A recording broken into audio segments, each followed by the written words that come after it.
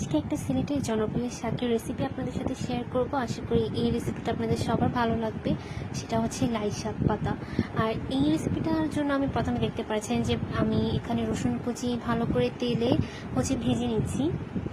তারপর আমার এই শাকের জন্য আমি যেহেতু রসুনটা ভালো করে ভেজে নিয়েছি তেলে, আমি আগে বাগারের মতো দিয়ে দিব। এরপরে আমি এখানে পর্যাপ্ত পরিমাণে পেঁয়াজ দিলাম। পেঁয়াজ দিয়ে এটাকে আমি আবারও ভেজে নিব ভালো করে। পেঁয়াজ দিয়ে আপনারা এটা ভাজা হয়ে গেলে এর মধ্যে আমি দেখতে পাচ্ছেন যে আমি রসুন আর পেঁয়াজের মধ্যে ফালি করে শুকনো মরিচটা দিচ্ছি।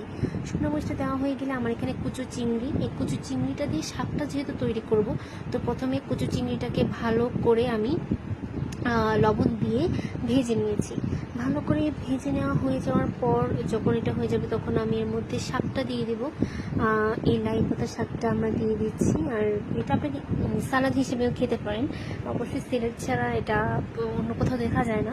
পাহাড়ি অঞ্চলে কিংবা ভারতের মেঘালয় বা অন্যান্য প্লেসে হয়তো আপনারা দেখতে পারবেন। এটা আসলে পাহাড়েই হয়ে থাকে। তো আমরা যারা ঢাকায় বসবাস করি তারা সচরাচর এই শাকটার সাথে পরিচিত না। তো দেখতে পাচ্ছেন যে আমি ভালো করে লাই শাকটাকে ভাজা ভাজা করে নিব। আর ভাজা ভাজা হয়ে গেলে তারপর আমি এটা পরিবেশন করবো। আশা করি আজকের এই ভিডিওটা আপনাদের সবার ভালো লেগেছে।